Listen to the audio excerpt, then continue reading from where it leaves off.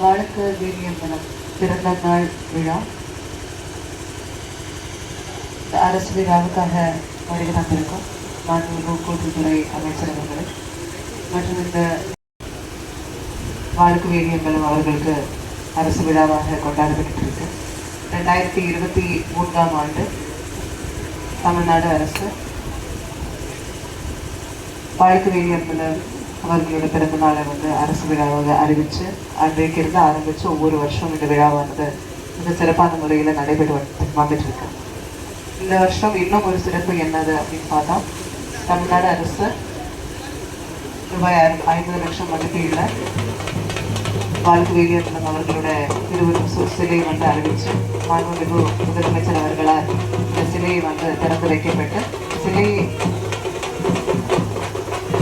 திறந்து வைக்கப்பட்ட பிறகே உள்ள முதல் நிகழ்ச்சி இது. அதுவும் இந்த நிகழ்ச்சிக்கு ஒரு சிறப்பு. இப்போ உள்ள தலைமுறைக்கு நம்ம சுதந்திர போராட்டத்துல யார் யார் எந்த அளவுக்கு பங்களித்திருக்காங்க அப்படின்ற விஷயங்களை எடுத்து சொல்லணும் அப்படின்ற அடிப்படையில தான் தமிழ்நாடு அரசு பல்வேறு முயற்சிகள் எடுத்து வந்துருக்கும். அதுல சிவகங்கை மாவட்டத்துல என்ன ஒரு சிறப்பு அப்படின்னு பார்த்தா, பல்வேறு பகுதிகளில் பல்வேறு சுதந்திர போராட்ட வீரர்களோட சிலைகள் அறிவிக்கப்பட்டு அதுவும் திறந்து வைக்கப்பட்டு அரசு விழாக்களும் நிறைய நடைபெற்றிருக்கிறது.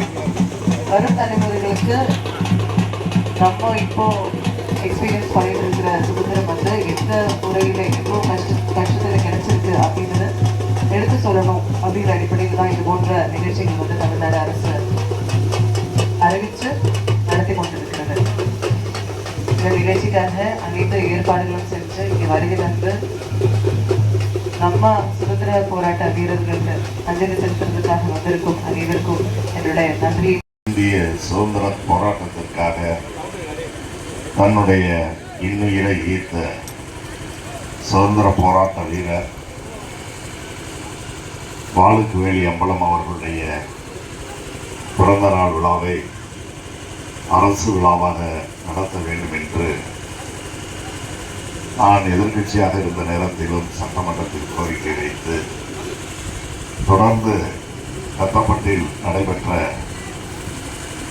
இந்த நிகழ்ச்சியில் கலந்து கொள்கின்ற நேரத்தில் நிச்சயமாக திராவிட முன்னேற்ற கழக அரசு மாண்புமிகு அண்ணன் தளபதி அவர்களுடைய தலைமையில் அமையும். இந்த ஆட்சி காலத்தில் அது நிறைவேற்றப்படவில்லை என்றாலும் நிச்சயமாக அவர் முதலமைச்சராக வந்தவுடன் நான் நிறைவேற்றி தருவேன் என்ற உறுதியை எதிர்கட்சியாக இருந்த நேரத்தில் வேண்டுகோளையும் கோரிக்கையை வைத்தது மட்டுமல்லாமல் ஆளுங்கட்சியாக திராவிட முன்னேற்ற கழகம் வந்தவுடன் அதை நிறைவேற்றுகின்ற அந்த பொறுப்பினை ஏற்று நம்முடைய அந்த வாரிசுதாரர்கள் மற்றும் வழக்கறிஞர் கலைமணி போன்றவர்களுடைய பெரும் முயற்சியால் இன்றைக்கு இங்கே அரசு விழா கடந்த 4 ஆண்டுகளாக திராவிட முன்னேற்ற கழக அரசு பொறுப்பேற்று 4 ஆண்டுகளே கடந்திருக்கின்ற நிலையில் 4வது ஆண்டு அரசு விழாவும் இன்றைக்கு நடைபெற்றுக் கொண்டிருக்கிறது. அப்படி நடைபெறுகின்ற இந்த நல்ல நிகழ்ச்சியினுடைய தலைவர் இதற்கென்று நீண்ட நெடிய வரலாறுகள் உண்டு. குறிப்பாக இந்த மண்ணின் மைந்தராக இருந்து சட்டமன்ற உறுப்பினராக திராவிட முன்னேற்ற கழகத்தின் முன்னணி தலைவர்களால் ஒருவராக விளங்கிய அண்ணன் எஸ் தென்னரசு அவர்கள் முத்தமிழறிஞர் கலைஞர் அவர்களிடத்தில் இந்த வரலாற்றுகளை தென்பாண்டி சிங்கம் என்ற தலைப்பிலே எடுத்துச் சொல்லி அதை அவர்கள் தொடர் கதையாக முத்தமிழறிஞர் கலைஞர் அவர்கள் தொடுத்தார்கள். அப்படி தொடுத்தது மட்டுமல்லாமல் பிறகு திரைக்காவியமாகவும் அது வெளிவந்தது.